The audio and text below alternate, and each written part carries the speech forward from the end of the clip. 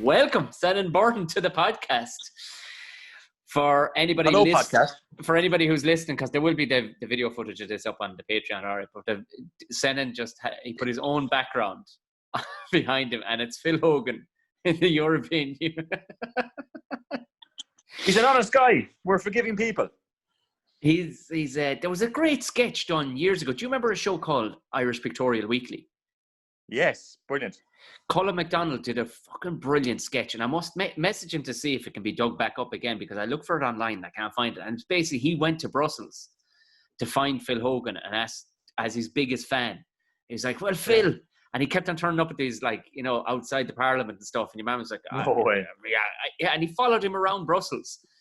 And basically, because he, even back then, this must be 5 or 6 years ago, even back then he was going, Phil, you're a fucking legend, man. You're getting away with murder over here. You're drinking every night of the week, and you're fucking, Phil, I'd love to be like you. And he was like, you know, but just pure Teflon, just fucking water off a duck's back. He was like, yeah, sure, I know, yeah. He's got balls, I have to say. But you would, though, over in Brussels, man. I gigged over there a few times, and everybody that's in Parliament from over any country, I even described the one night, I said, you fuckers, you're all still in college. You're wearing suits, like, and you go, they go on the rip on a Thursday. The town is mental on a Thursday night because everybody flies back to their country on a Friday then. Yeah. So but you did this. You had a sketch out today, didn't you? Oh, we did a Mickey Mouse sketch there today on Phil Hogan, and that's the pun that he had the gun.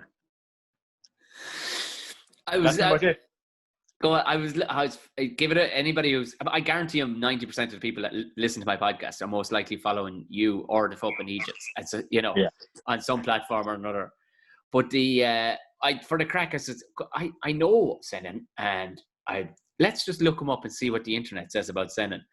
And there's like these, these top Vine stars, and there's jokes, and they've the most random shit, and there's no way I'm going to see if it's right. Apparently you live in Ennistimon now. Oh yeah, I've seen that. Yeah, no, that's false. There must be some other Senan Byrne living in his time, and that's typing these things in. And you were born in Dublin. I was born in Dublin, which is news to me. And I went to college. Is it Maynooth or something like that? No, LIT, the one I read.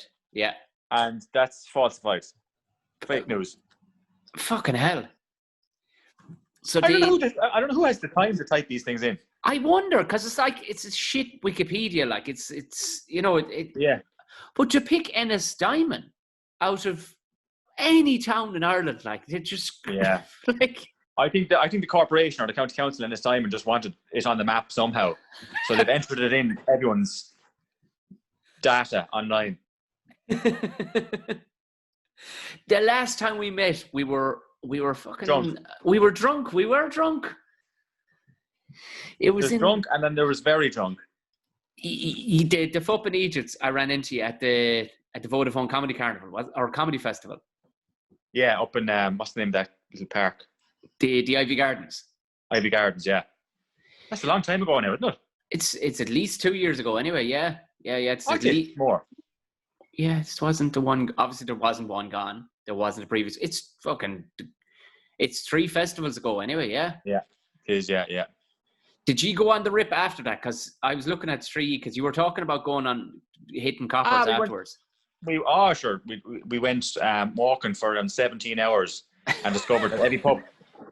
They didn't want any of us, We were having the crack out in the streets and falling asleep in puddles. It was lovely, really nice evening. Nice warm evening.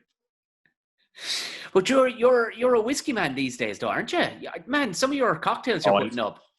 Oh, I love whiskey. After Notions, the lads call me Notions, but I love making a nice drink at home, and the lads say I don't drink them. I just take photos of them, which is the truth half the time.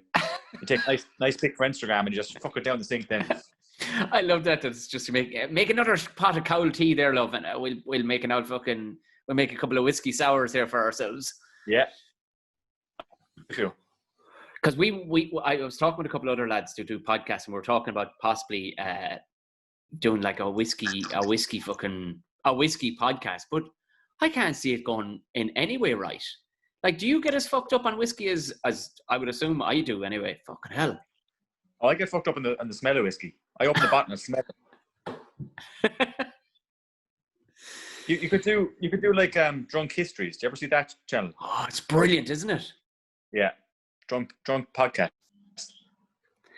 Do you know what? We need to see more sketches from you. Absolutely locked drunk. Because signal's gone there now. I'm back. You're back, yeah? No, you're sorted again. Go on, say again. I said we need to see more sketches from you. Absolutely pissed drunk. I think I can't remember. There were times when we did. Actually, today's one, Eddie was drunk. I made 3 or 4 cocktails for him, and he drank them within the same half an hour. So he was very intoxicated for the last sketch. I know. I thought his acting was actually impeccable. It was sublime. It's sublime. What he's himself, it's not great. Tell me, let's go back to the beginning. So of the three boys, how did you meet, or were you up and running before the boys? I was only up and running for a few months, but it was only. So I started off on a little app called Vine, and I hate talking about it because it's dead in the water. But it's like a 6-second video thing that loops, and it was for Americans and kids, and it didn't really catch on in Ireland. But so I was doing that for a while, and then the 2 lads I work with were kind of intrigued by it, and one by one they jumped on board with it. And Eddie was always mad. Eddie loved to dress up at home with wigs and dresses and makeup and all that kind of stuff. So we had to find an outlet where he could express himself, freely, and it could be, somewhat acceptable to do that. So he found that the medium of video. So he's really found his calling now. So he's happy out doing this. Yeah. And Stevie loves goofy videos. He's mad into goofy videos, and that's all he wants to do in life. He contemplated leaving nursing just to do goofiness, but and that's how we started. I love how you totally brushed over. Or I don't like talking about Vine. You were one of the top Viners in the world, man, at one stage. Like, well, not really, but I was top Irish Viner because no one else fucking downloaded the app. They fucking did, man. They did. But what I liked about Vine though was, if you were going to have to be funny on it, you better. It was a good notion. It better be no trimmings at all. You had to get straight to the humor. That's what I liked about it. It was like, and it wasn't that. It was obviously invented for Americans originally because there's short attention spans. But man, it was just boom, boom, boom, and there you go. There's your joke in 6 seconds, and it had to be because I saw a couple of watery ones now, and you're going, oh no, that's it. It's like 6.4 seconds or 6.5 seconds to be exact. So if you edited a Vine on a computer, you'd be using milliseconds if you had to use it, which is weird because 6.5 seconds is nothing when you think about videos nowadays. But that's it. I think sometimes things can run way over. Do you know what I mean? The thing gets fucking lost in translation. Like there was a couple of sketch shows that made TV and stuff, and I'm looking going, man, if you're doing a long sketch, you got to be in and out of it in 2 minutes, unless you're Catherine Tate, who's built up a character base, you know what I mean? Yeah. Or that's it. You're the fucking Little Britain lads. People aren't going to stick with you on it, but not at all. But I remember one of my favorite ones was and it seems to do the circles every so often. It just pops up in different things. It was the floating car one. What was that one? Bananas. That one bananas. Yeah, it was what's it called? Heat and Balloons. Which was, I was in work one day and the lads were mad to do a video, and I had this, like I'd have all the idea pads and I'm drunk, or when I used to do work nights and I'd be sleep deprived and kind of a bit mad, and I'd write down all these weird ideas, and that was one. I saw a car floating away on some weird site. I was thinking it was like a dodgy site, but not like a sex site. It's like one of those graphic sites where the lads used to send you like rotten.com, and I click into something and then we bring up another video, but that was one of them, or a car floating away, and I said that was a good idea. So I thought of helium balloons and blah blah blah, but we got the balloons on our lunch break and recorded it on a lunch break in space of like 5 minutes, and I uploaded it. Was the next day. I edited a small bit on my computer, and it just went bananas. And it's every bloody week someone references it or somewhere, but it's lots of Vines, but that's one of them at least. But it's kind of cool. Did you have any, because I was like getting famous as a result of it, you know, did you have any weirdness? I know you see that you're even moving in your seat there now. I said famous, and I just said that on purpose, just to see what would that irk you some of it. And the Irish person in you just went, oh God, my ancestors won't let me live with that word. I hate talking about myself. I absolutely hate it. I was like, oh no, after a podcast now, how will I make myself interesting? But no, I think there's never any element of fame. People will go, hey, that's your man off the fucking, and they're scutters, and they say, you know, they might know your name in town. They have some guts. Irish people have some guts to come up and say, hey, you're the fella from whatever app they associate you with. But I'd never do that. I'd be terrified. But there were a few occasions, weird occasions. I remember myself and Eddie were over in Bordeaux in France, and just to do with Vine, actually, we got kind of a trip over there, but we were flying back through somewhere in Spain, Madrid, and these American girls came up and said, oh, you're Senan Byrne off Vine. And I thought that was so weird. And that was only when I first started making Vines. I wasn't, you know, I didn't have as many followers then, and I thought that was this eerie and creepy, and I think I just went, yeah, and that was it. I wasn't even nice to them, but I felt terrible. It's just the Irishness came out in me. I said, forget my name. Forget me. I don't exist. Yeah. Irish people are brutal like that, because I mean, it still troubles me it just in my core when you see like American, you know, things like World Star, you know, like have you ever followed? I had to get rid of it. It was just everybody's going, I'm the greatest that ever walked the earth. Look at me. And every single person on it was, I'm the greatest person of all time. Yeah. Oh my gosh. Sickening. And even with like social media, I always thought, I never thought it was actually real. I still to this day think it's just for silliness, surely. I never get people just only taking pictures of their face. I'm like, yeah. It's still your face. Where's the crack in this, like? Yeah. Oh, it's vanity driven these days. You know, it's each side of the face for each day of the week. Very frustrating. Where are you originally from in Tip? Clonmel, or Clonhill, I call it.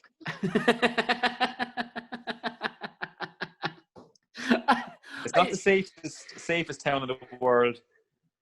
There are, trust me, I've been around this country. There are worse towns than Clonmel. There are worse. Yeah.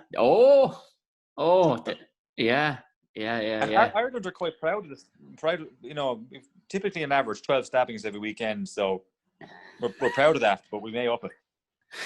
I was actually born in the hospital in Clonmel, so I've some. Yeah, I was. They named a wing after me. No, they didn't. But I know that you're born in the 90s, were you?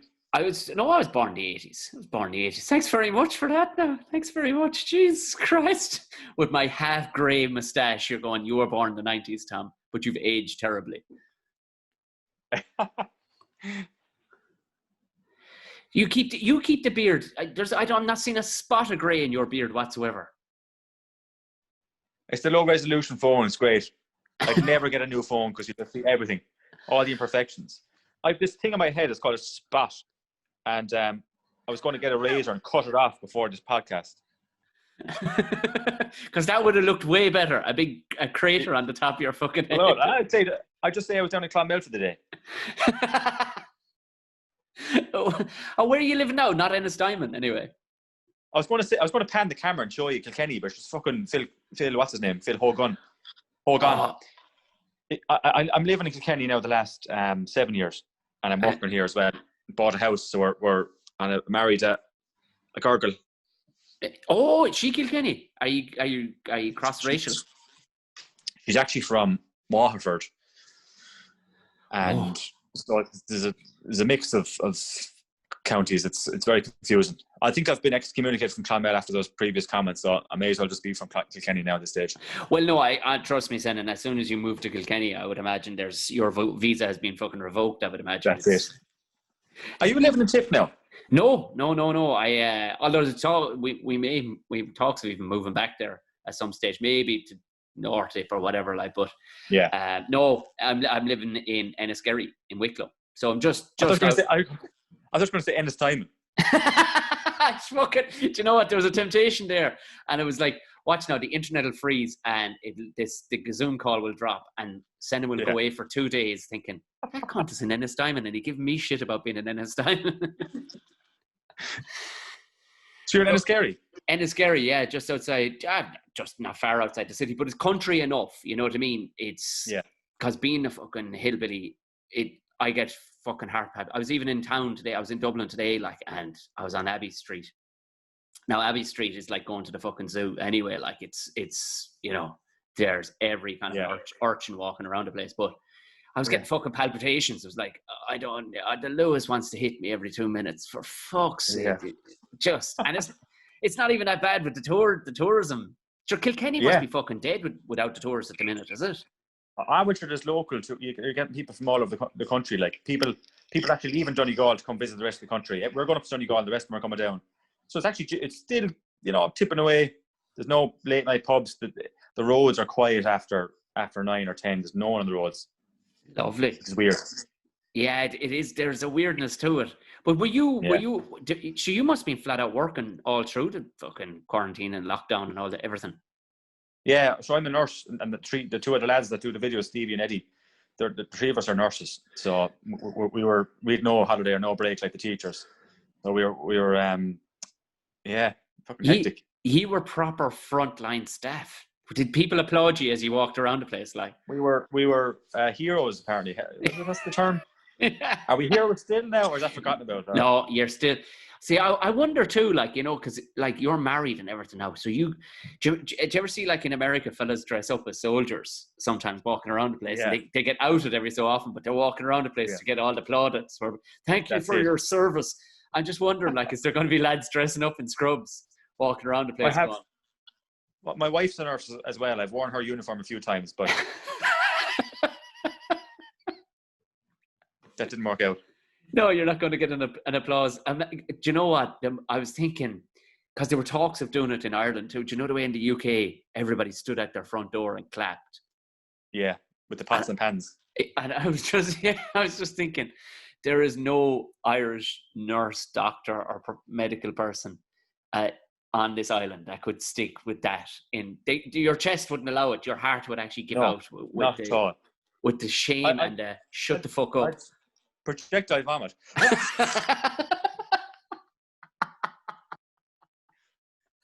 All of our faces would just turn in with cringes.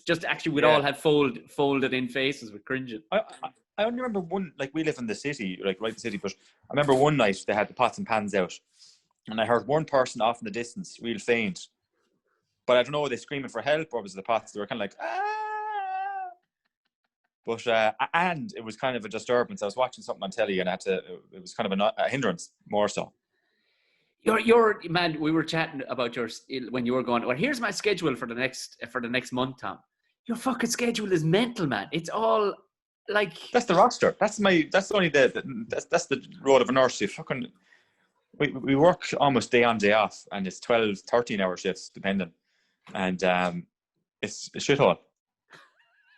The HSE don't follow you, do they?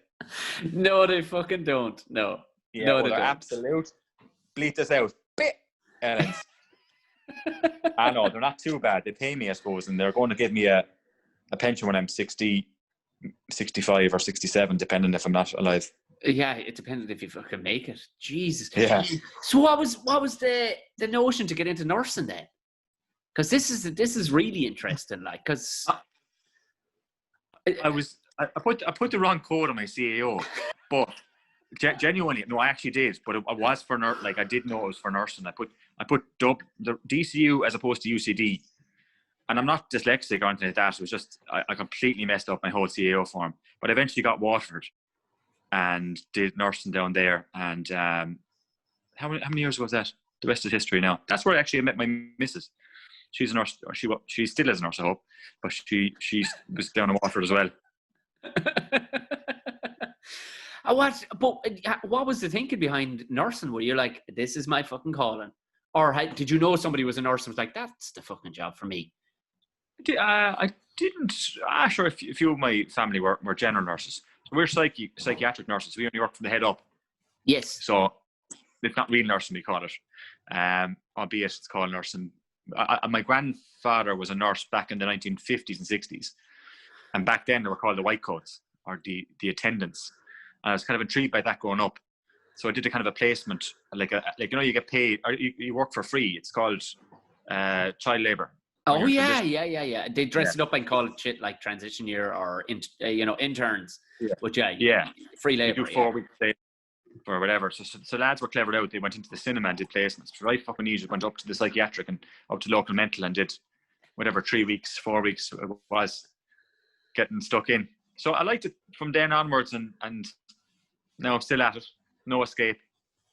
Because I often wonder about schools. People ask me about like what kind of a school I went to. Sure, I went to a fucking, it was pure fucking savagery. It was the take and tip down, like, you know what I mean? It was, although it was under control at the time. The principal at the time, he actually frightened people as he walked around. He physically frightened people, and you might actually get punched in the head. So he kept it in mind. Him? Yeah. Like, okay. Yeah, no, it was, yeah. And listen, there was only certain lads he knew he could hit. He could hit old country lads like us, because we just shut the fuck up. Because if we went home and said, your man's after poking me in the head, they go, what? Yeah. And for what did you hit? And to be fair, the one time he hit me a belt, I did almost kill 2 teachers in a yellow Mini that I bought up the V off a fucking wild savage of a fella. I came into school and had 2 of the boys in the back of it and was doing donuts in the yard. I did almost kill 2 teachers, and I deserved a punch for that, so.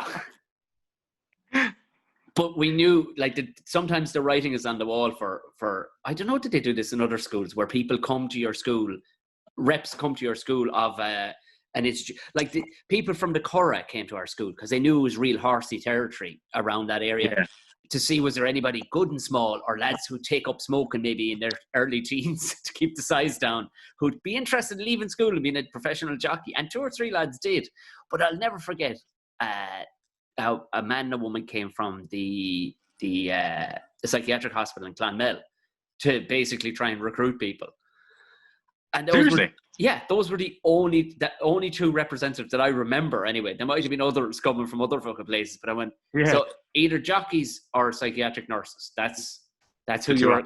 Those are the 2 options. Like, and I often wondered, like, was it really, were they trying, was it an experiment to see, could they see the early onset of fucking, And if you joined the 2, they'd be psychiatric horses. It's the worst joke ever. I'm enjoying it. Fuck it. But did you, like, day one going in there when you're 15 years of age must have been, what the fuck am I after signing up for here? Oh, just like something from a horror film. It was like, shouldn't be saying this, but like, it was really like, it was third world conditions. When I first started nursing, it was the funding and it was just absolutely something like from Shutter Island, almost similar to that. But nowadays it's a hell of a lot different. But back then, when I was 15, I walked into the roaring and screaming and shouting and paint peeling off these old walls that are 200 years old and like big craters in the floor. You couldn't move beds, or no beds didn't have wheels. It was absolutely horrific. But I still stuck with it for some weird reason. I love that young Senan was intrigued by that. I know, lads, it's rough, but fuck it, this might be all right. They started paying me then, so I was like, I might stay with this. That's the fucking key. Money. Yeah. Money. The HSC is like this cult that gives you money, as opposed to the other way around, which is good. Yeah, it must be like, because things like the likes of the HSC, you do hear about, and and they fucking, because I've talked to other nurses and stuff like that, and that's the first thing they go, fucking out HSC. And I can only imagine it's like anything civil service, put together like that must be like somebody running around with their hair on fire going, well, I don't know who's to blame. Yeah, that's it. Pointing fingers. Yeah. Although I reckon you would have made a good guard for some reason, a good crack guard. I actually went for the guards, but I think at the time I was going. You had to. Well, I'm colorblind, so I couldn't fucking. I think Phil behind me is fucking red or something, but it was kind of a requisite to be, whatever eyesight you had and not be colorblind. So I couldn't get in. It changed later on. I remember years ago, I went for it. Just there was kind of a recruitment drive, and you had to apply online before a certain date. And I did all the paperwork, and I never clicked send in the end. I fucking completely forgot the date. So I was just like, kind of got sick of nursing for a few weeks, and I said I'd try it. C'est la vie. It seems to be the tale so far of Senan, seems to be. So like, I kind of fucked up in this, and this is how I've ended up here. Yeah, exactly. Yeah. I didn't even want a phone, let alone download Vine. But that's it. I hit V instead of B when I was going for Bebo, and before I knew it, I ended up with this fucking thing, and I just had to commit to it then. Bebo, do you remember Bebo? I do, because there was only somebody mentioned it the other day, and I'm trying to picture it in my head. Like, what was the point of Bebo again? Was that like Friends, or Facebook, or was it originally? Yeah, it was something like that. It was like you could put up, well, your profile picture was never your true picture. You had like a little video you played, which is like your theme song or your thing. Yes. And then they added like just music at the end, and then your little your statement or your little, what was this you're saying? And there's always something cringy. People with quotes from music or quotations from films and that. Oh, and it still eats my soul when I see people putting up things like that. Like I normally just only post fucking silly things on Instagram, and my stories is where I would put most stuff or whatever. But there was one or two, it was actually probably 3 different people that I follow and I'm friendly with, like, throughout the day. And I noticed they've been doing it for weeks and weeks, just these candid photographs. I'm just sitting there, and it's like I'm looking at a drink, and this fucking spiel underneath it of like, sometimes the world can be burning, guys, but you need to look deep inside yourself. And as Senan fucking Byrne style, projectile vomiting all over my phone, going, would you ever? It's cringy, isn't it? Off. But you know what? It's so bad and so fuck offy. But I feel if I'd miss it if I didn't see people making absolute tits of themselves. Yeah, but I think what's wrong with me is I don't mind that. But when you see like there's people commenting going, fucking get after it, man. You're so right. I'm fucking, this is it. And you're going, oh, Jesus Christ. There's people actually buying this shit and not actually. Yeah. Oh, my fucking days. So I couldn't help myself. I put up a picture genuinely the other night, right? It was just a picture of me with a cup of tea.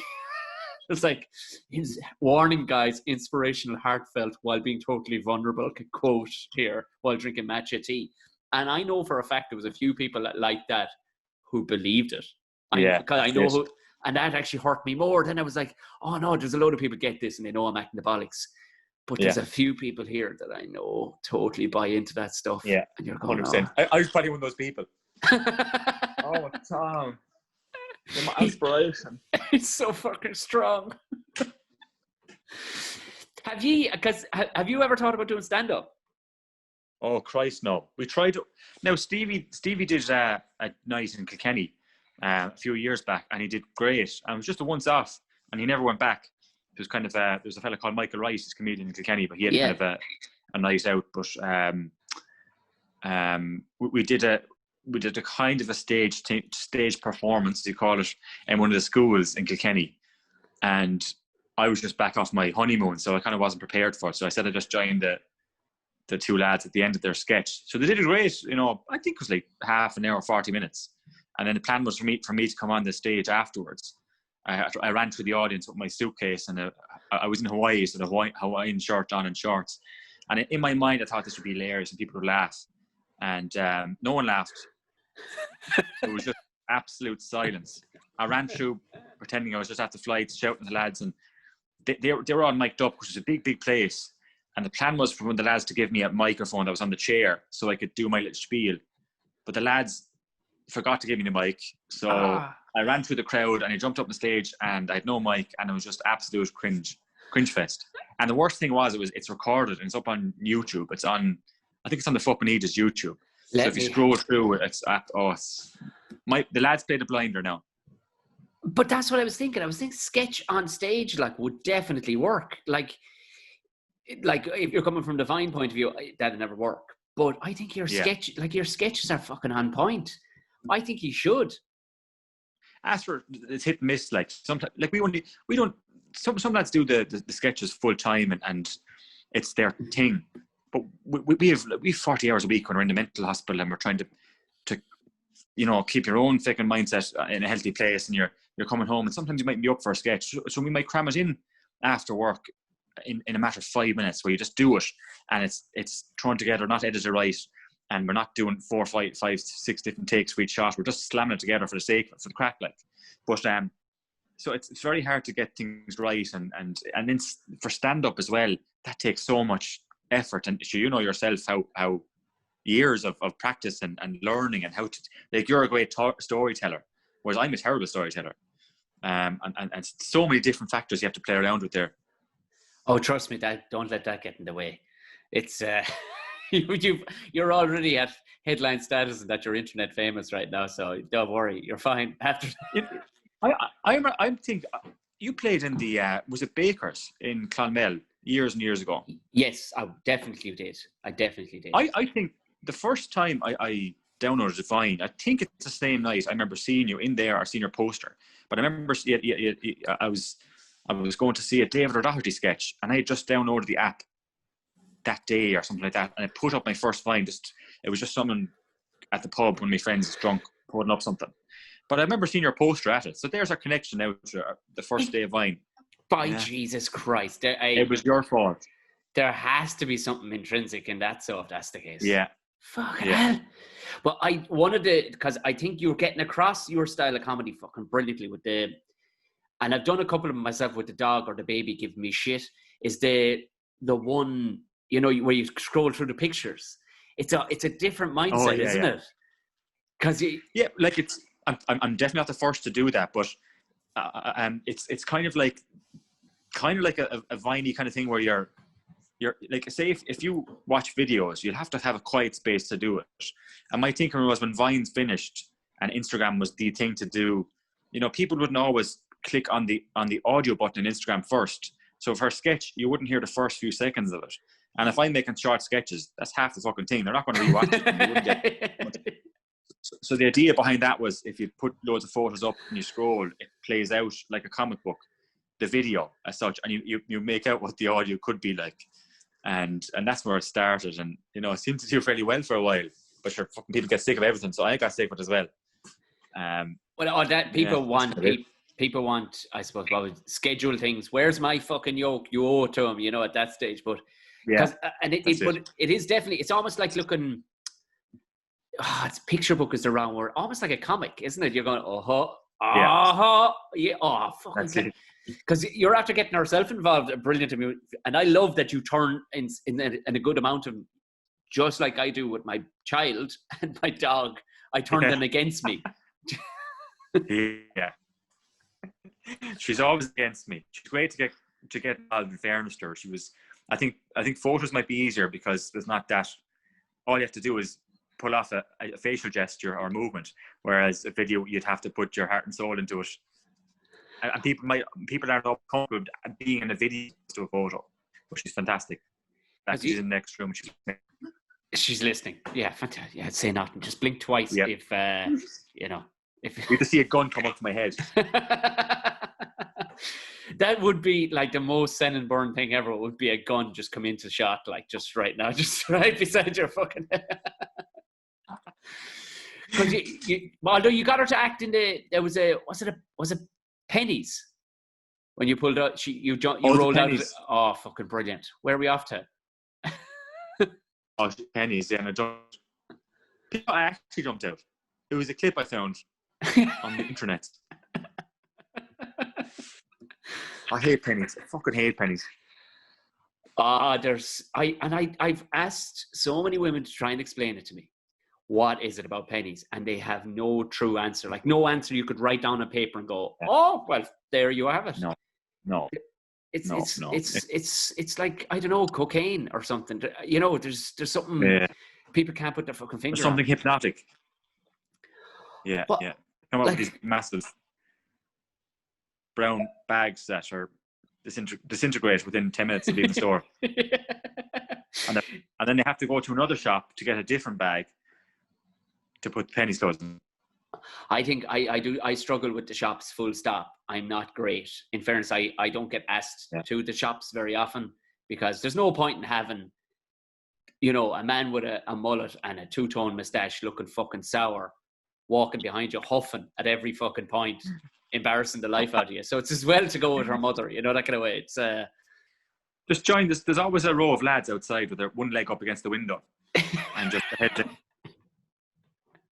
And look, glancing up every so often to see if the wife is finished. Kind of eager, but don't want to seem too eager. There has to be there has to be a way we can make money from lads hanging around outside shops. What can we sell lads outside shops? Yeah, we could. Yeah.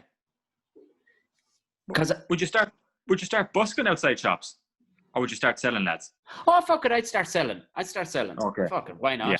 You know, because there's nothing worse than busking. Because whether they want it or not, they're getting it. But with selling, if you can pick the right thing, you know what I mean. Trust me, I've done enough gigs in places where people did not even know there was going to be comedy on. And they're going, who's that cunt? Oh, the amount of times, or the telly is still on over behind your head and they're going, you shut the fuck up. Oh, God.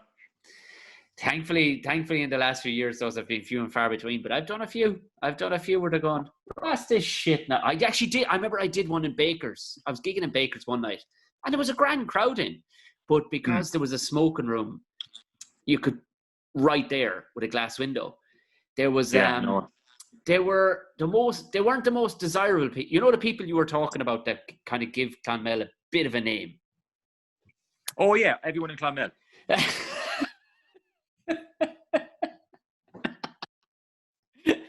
I know them. You know, yeah. You get shot. Yeah. Oh, you're not going back. That's it. That's your visa revoked. Yeah, me and Phil all the way. I did. Do you know what? That weird moment of there's your man. I was in a Euro shop or a Deals or something in Clonmel one time. I don't know what I was looking for. It was something ridiculous like fucking St. Patrick's Day bunting or something stupid. And I was just quite literally standing there looking through, and a bloke did the most Irish thing ever. He stood up beside me and just didn't even look. He went, "Didn't expect to see you in here." And just stared at me, and just for 5 seconds is too long, like. And then he just seemed to, I don't know, he just seemed to, maybe it was my fucking eyesight or something, but he just seemed to just dissolve into a puff of smoke behind. It's like, what the, say hello, or just what the fuck does, man. There was no need in that, we could have been done that way cooler. But I was in Baker's one night, and there was a group of those type of individuals that had apparently a funeral that day. And they'd been on it since funeral time. And, oh God! Oh, the shouting and then a fucking row broke out amongst them in the smoking area. That everybody, and it was so weird. It's like people trying to pretend their parents weren't fighting upstairs. Everybody in the room was like, and thankfully, I had enough stage maturity to point out the elephant that was kind of in the room and just go, we may as well all turn around and have a look, lads. You all want to have a look. It's like 60 people all turned around and went, oh, Jesus, don't look directly at them. They've got neck tattoos, like, And they probably weren't kicked out, would they? That's such. They were drinking for fucking Ireland, sure. Jesus Christ. They were probably paying our fucking wages for turning up that night, like. That's it, yeah. But you just don't. So, my advice to you when I was asking, would you ever consider stand-up? That's the story I was going to tell you, so that you would never try and do stand-up. It's okay. I think it's safe to say I'm never going to try it. Yeah, because I wanted to give Stevie a bit of coaching, because Stevie came over. I've done 2 sketches with Stevie. Stevie came over to. I remember that.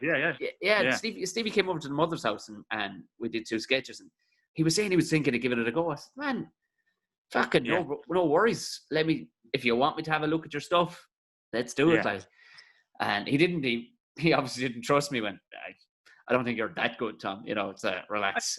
That was probably the time he tried that one session in Kilkenny, and we always played around with the ideas, and then I did have 1 or 2 things in mind for it, but oh my God, like when you see like 3 dudes doing stand up, it's quite difficult. Foil Arms and Hog, they have it down to a science. Like it's beautifully executed. Everything they do and say it's all choreographed. It's like a, you know, what's that swimming where they're all swimming at the same time. Yes, synchronized swimmers. Yeah. It's like that, you know, but we're far from that. Well, you see, the lads have lived in each other's pockets for fucking 12 years. Yeah. Like, you know what I mean? And they're all from, I think the lads did arts and drama. They didn't, you know, study to be psychiatric nurses, you know, so just... Yeah. So in a heartbeat, the lads could pick up, you know, a skull and speak to it like it's you know, fuck, not a bother to it. But again, the work, as you say, like the work that they have to put into that, because they do the world of you know, when they're taking the show on the road, they do a fucking ton of work to get it right. Like, and there'll be times you could see them going, I'm loving their stuff. We did, Foil Arms and Hog did Clonmel one night. Did they? Yeah, they did O'Keefe's. And I went down and I opened for them. But sure, do you think Foil Arms and Hog were selling out Vicar Street, but Tipperary being Tipperary, they had about fucking 20 people in. Like, you're going, lads, no way. These are fucking genius. Like, you know what I mean? And it was, there was, you know, when you're seeing lads in GA jerseys in the crowd, like it's a bit, you're going, Jesus, right? Yeah. You know, because the lads had ball jokes. The lads had this joke, had this bit about being the net people.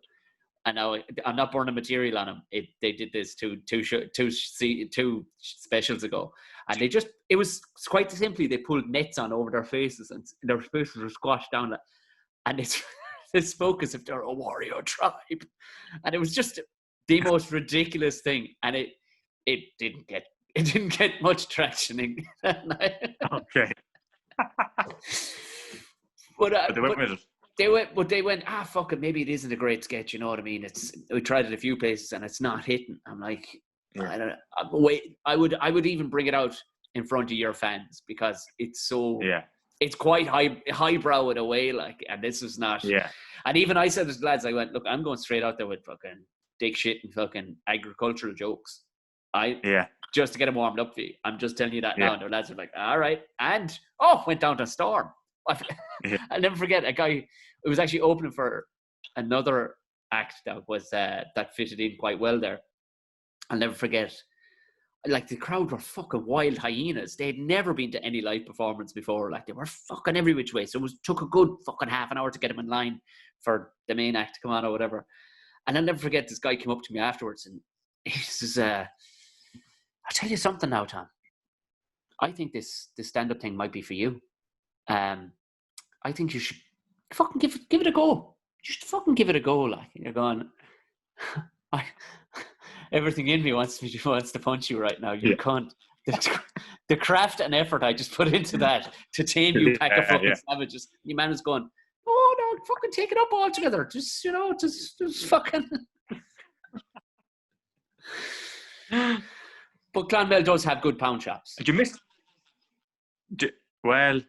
Yeah, it does actually. Yeah, what's the one? There is one pound shop. I can't fucking remember it now. I don't want to give them a plug. Fucking. Did you miss the gigs now? When's the last gig you did? I did. Oh my god, man! I did. I actually did 2 last week in Belfast. Did you? Yeah, and it works perfectly. What the fuck is going on down here? I don't know. They had 50 people max in the room, 2 to a table, 1.5 meter spacing all around, and they had their grub beforehand.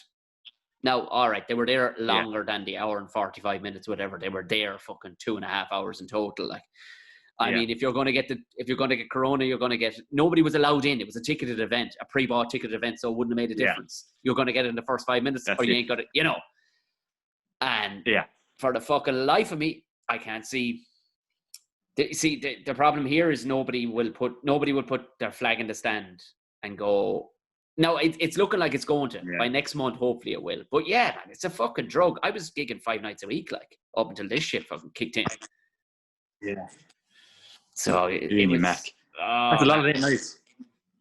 It is, but you kind of, you know, in a lot of ways, like, it's not fucking breaking rocks in a quarry either. It's just driving to tell some fucking jokes and get paid for it. It's all right.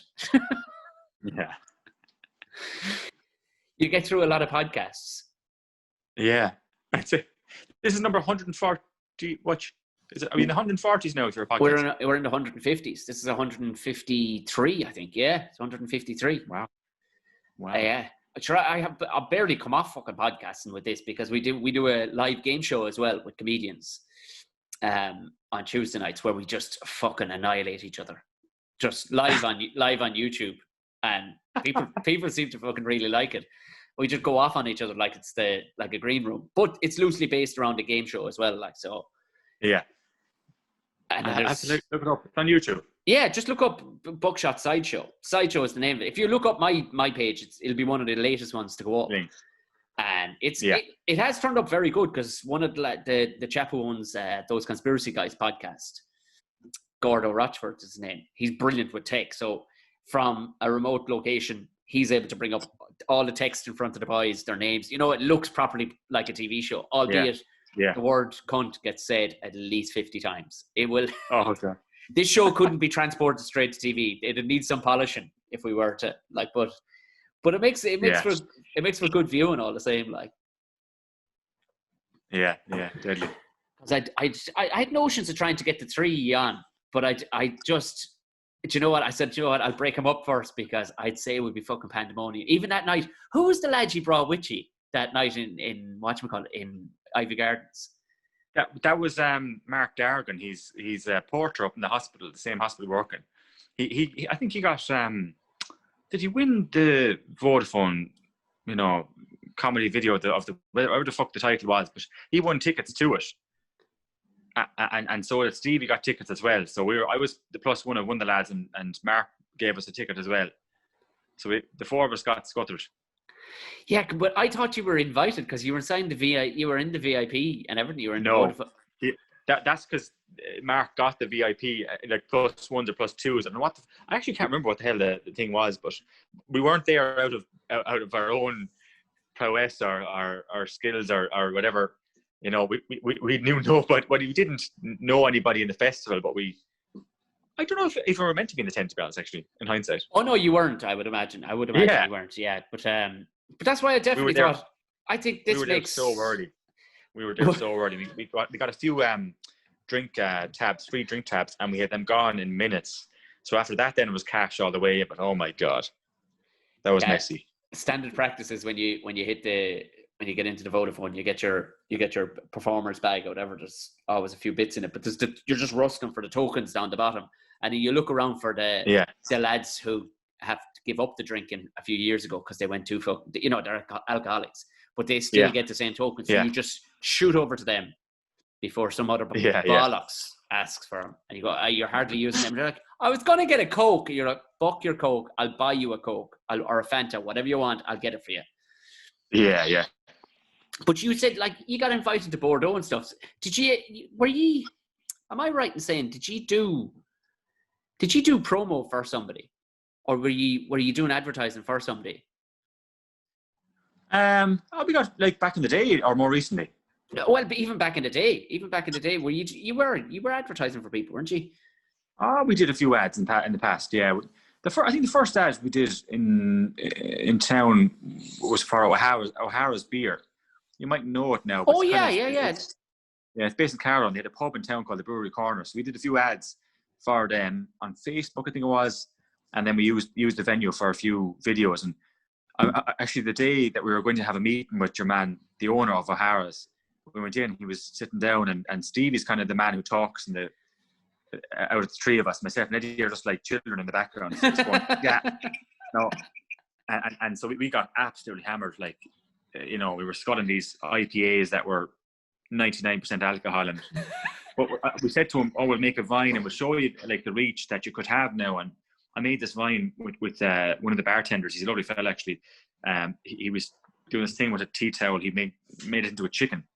I know it sounds weird, but you roll the tea towel in a certain way, it looks like a chicken. And we were just drunk, and we just recorded and do that, and we just did a dance to it. But that went bananas as well. That got like hundreds of thousands of likes. I don't know what the views were back then. They're called loops, but so that was our first kind of entry into doing sponsored or some kind of form of ads. So we did a few ads for those dudes. It was mostly like drink related stuff. I think about O'Hara's, Bulmers, and Coors Light, and oh my god, it was all beer or cider. Yeah, I'd probably get O'Brien's Slurry Tanks. Needs to be. I know. Hey, I'd fucking take it. I don't give a shit.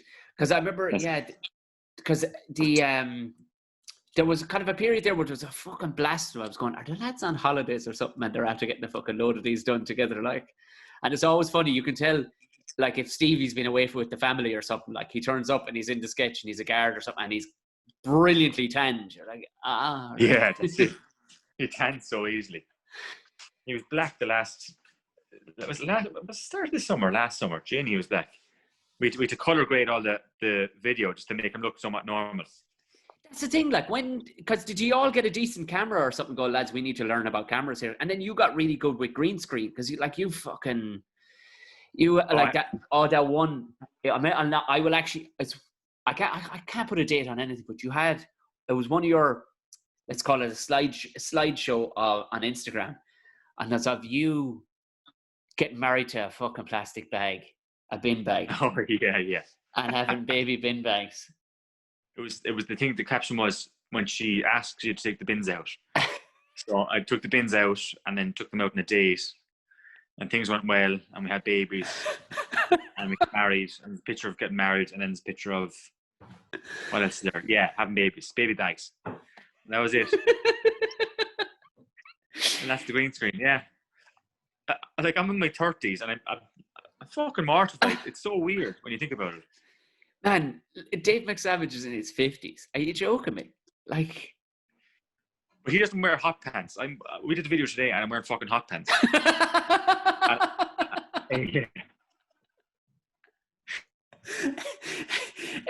As well, absolutely scandal.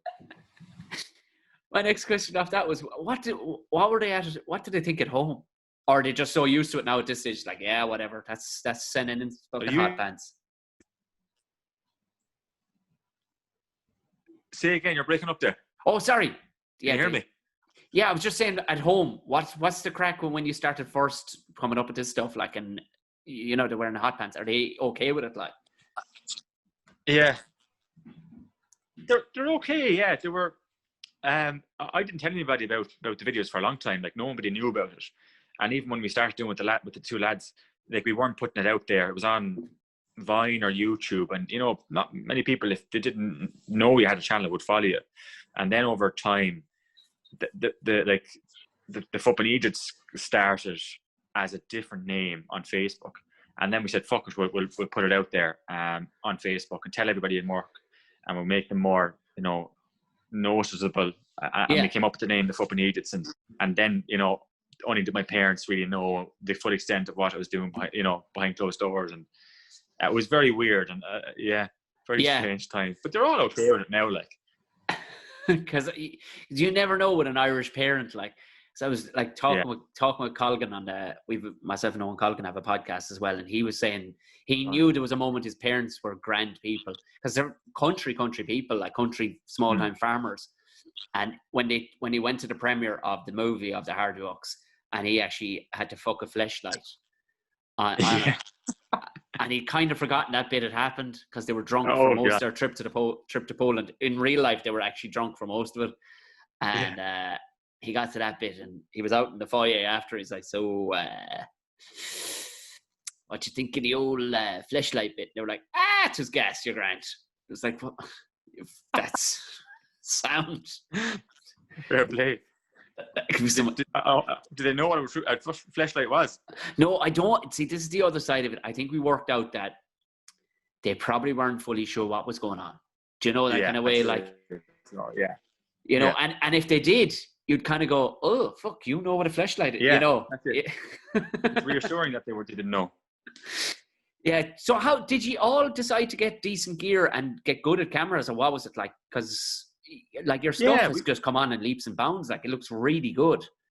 Like, it was mostly on phones at first, and then we got little crappy digital cameras, and then the first camera we got was a DSLR camera, Canon camera, and we did a sketch about the Leaving Cert, and it was down in Kieran's College in Kilkenny. It was one of the first ones where you use a zoom lens, and it was kind of like almost mockumentary style. It was only a 2-3 minute video, but it went viral at the time because of the Leaving Cert. And every year you see someone commenting or bringing it back up, and it goes viral on their pages. But so that was the first time we used a half decent camera.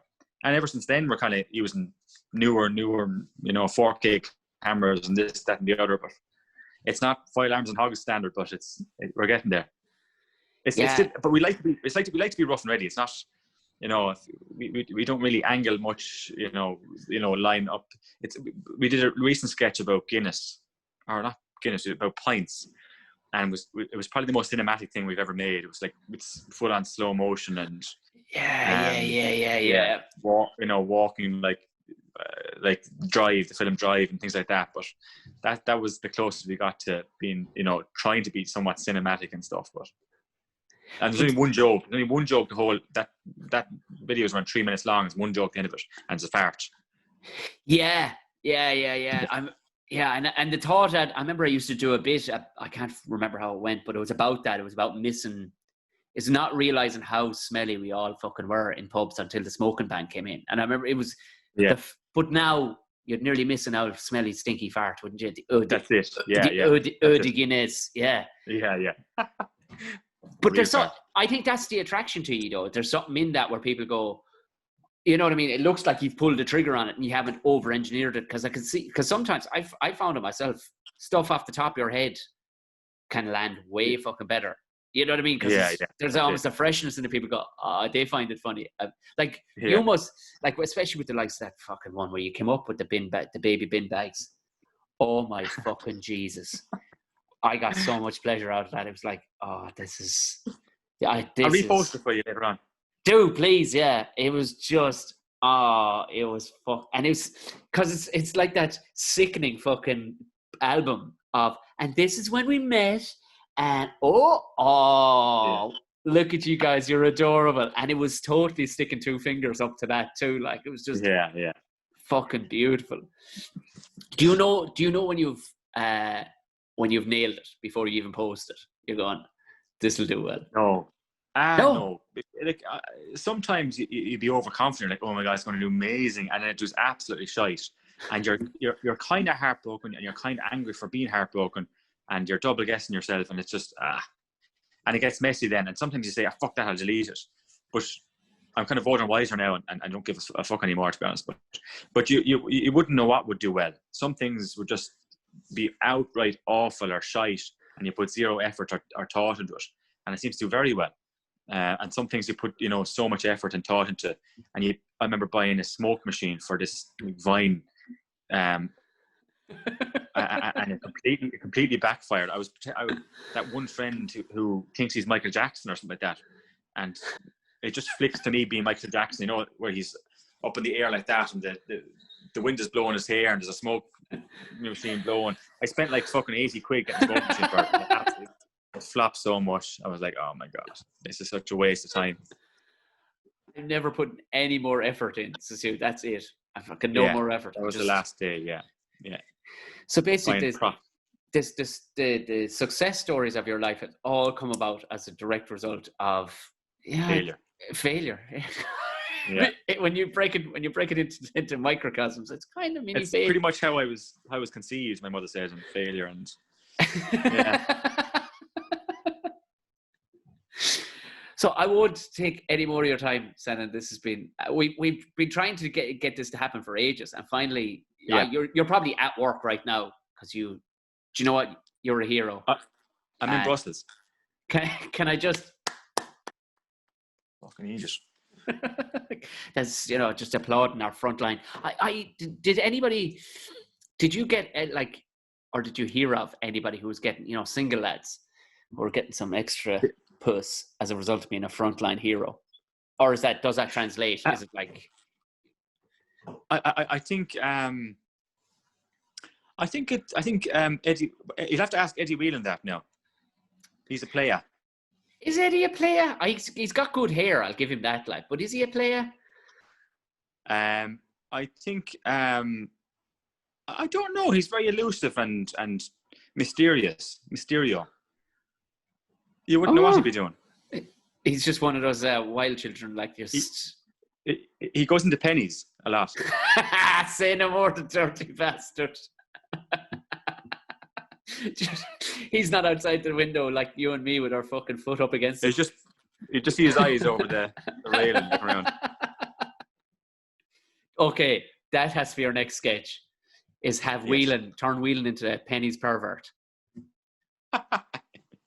That has to be our next sketch. We got booted out of Penny's before in Clonmel for recording something. The manager came over and said, "Get out." And we explained, we're doing a video. It's for the Fupin Ejits, because we thought we were famous. But he said, "No, get out." Fucking hell. There's some people are no fucking crack at all. Go up to Marks and Spencer's. It's a bit more class. You know what I mean? Go up to Marks and Spencer's. Yes, that's it. They'll let you film anything inside there. It's because, Protestants don't mind. It's fine. It's absolutely fine. Like I said, I won't take any more of your time. For anybody, I'm guessing everybody already fucking does follow you, but just to give them your best handle. This is the weirdest one. And you probably don't even like people following you. You're like, I wish they wouldn't follow me, but they'd still see my videos. Do projectile vomiting again. Tell them all to block me and unfollow me if you do.